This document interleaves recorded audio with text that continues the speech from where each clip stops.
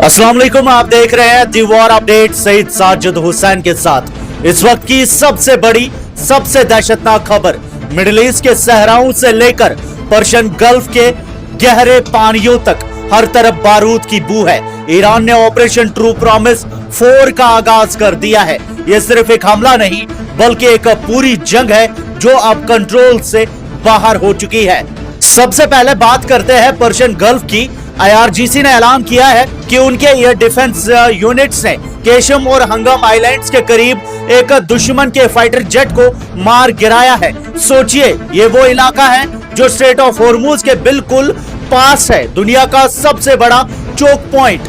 हालांकि अमेरिकी सेंटकॉम ने इस खबर को झूठ करार दिया है। उनका कहना है कि उनका कोई जेट लापता नहीं है, मगर ईरान का दावा है कि मलबा समंदर की तह में है। क्या अमेरिका अपनी हार छुपा रहा है या ईरान नफसियाती जंग खेल रहा है? अब बात करते हैं वेव 91 की। ईरान ने ऑपरेशन ट्रू प्रॉमिस 4 के तहत कयामत खेज मिसाइल्स बरसाए हैं। इसराइल के बड़े शहर टेल अवीव और हाइफा इस वक्त आग की लपेट में है।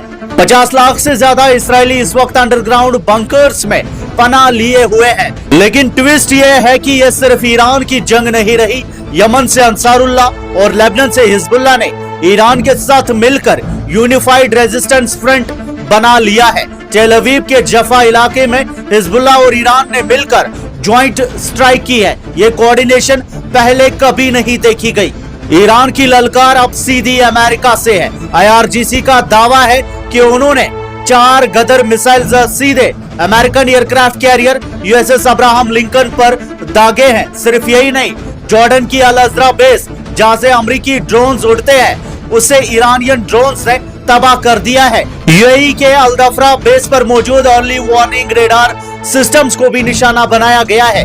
ईरान का दावा है कि उन्होंने अमेरिका के आंख और कान काट कर रख दिए हैं। UAE और बहरीन में मौजूद अमेरिकन इंडस्ट्रियल सेंटर्स पर भी मिसाइल्स की बारिश हुई है। IRGC के मुताबिक वेव 99 के हमलों में दर्जनों अमेरिकन फौजी मारे गए हैं। अबू धाबी में अमेरिकन स्टील इंडस्ट्रीज और बहरीन में एल्यूमिनियम इंडस्ट्रीज को निशाना बनाया गया है।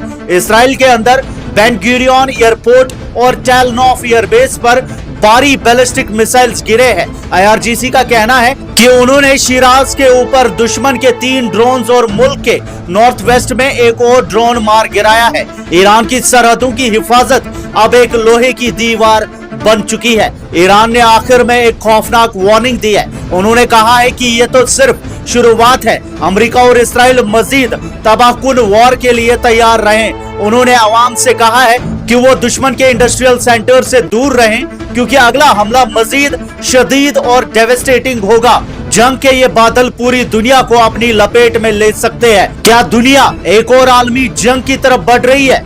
एयर रेड सायरन्स की गूंज और आसमान में परवाज करते मिसाइल्स ने इसराइल को चारों तरफ से घेर रखा है। इस वक्त इसराइल को यमन, ईरान और लेबनान से होने वाली मुसलसल और मुतहिद कार्रवाइयों का सामना है। 2 अप्रैल को यमन की हुती कुव्वतों ने, जिन्हें ईरान की हिमायत हासिल है, एक बैलिस्टिक मिसाइल के जरिए इसराइल के दिफाई निजाम को ललकारा। अगरचे इसराइल ने इसे रोकने का दावा किया है, लेकिन इस हमले ने पूरे मुल्क और बहरे मुर्दार यानी डेड सी के इलाकों में खौफो हिरास फैला दिया है और शहरियों को पनागाहों में छुपने पर मजबूर कर दिया है। लेकिन यह सिलसिला यही खत्म नहीं हुआ है। इसराइल की मुश्किलात उस वक्त मजीद बढ़ गई जब बराह रास्त ईरान की जानिब से मरकजी इसराइल पर बैलिस्टिक मिसाइल्स दागे गए। साथ ही लेबनान से दाखिल होने वाले ड्रोन्स ने वेस्टर्न गैलीली में अलार्म्स बजा दिए, जो इस बात का सबूत है कि इसराइल के खिलाफ नए महाज पूरी कुव्वत से खुल चुके हैं। ये मुश्तरका कार्रवाइयां जाहिर करती है कि ईरान नवाज ग्रोह ने इसराइल को एक इंतहाई पेचीदा और शदीद दबाव में डाल दिया है। पास ओवर की छुट्टियों के दौरान जब इसराइल को लगा कि वो सुकून से रहेगा, हिजबुल्लाह ने नॉर्दर्न इसराइल पर 50 से ज्यादा रॉकेट्स की बौछार कर दी। इन हमलों ने इसराइल के दिफाई दावों की कलाई खोल दी और किरियत शुमोना जैसे शहरों में नुकसान पहुंचाया। इसराइल ने जवाबी कार्रवाई में लेबनान और ईरान के सनती ठिकानों को निशाना बनाने की कोशिश की, लेकिन हिजबुल्लाह की मिक्स्ड अटैक टैक्टिक्स ने इसराइली फौज के लिए जमीन पर शदीद मुश्किलात पैदा कर दी है। जनूबी लेबनान में होने वाली लड़ाई में इस्राएली फौज को भारी जानी नुकसान उठाना पड़ा है। पिछले 24 घंटों में तकरीबन 48 इस्राएली फौजी जख्मी हुए। नहाल ब्रिगेड समेत कुल 10 बड़े ऑफिसर्स और फौजी हलाक हो चुके हैं। तकरीबन 300 से ज्यादा फौजी जख्मी हैं, जिनमें से कई की हालत नाजुक है।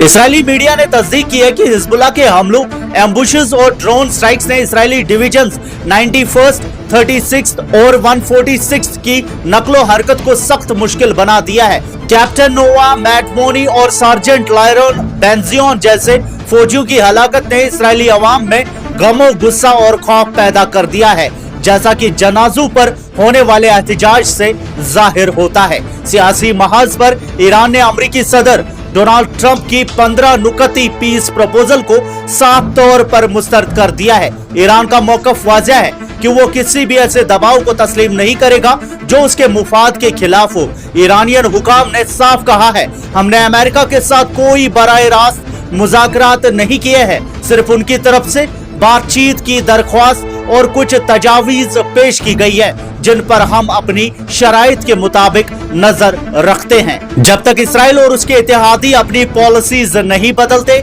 ईरान और उसके हमनवा ग्रोहों की जानिब से यह मजम्मत जारी रहने का इम्कान है, जो इसराइल के लिए हर गुजरते दिन के साथ एक बड़ा चैलेंज बनती जा रही है। आपकी क्या राय है? कमेंट्स में हमें जरूर बताएं। मजीद न्यूज अपडेट्स आप तक पहुंचाते रहेंगे। फिलहाल के लिए इतना ही, शुक्रिया।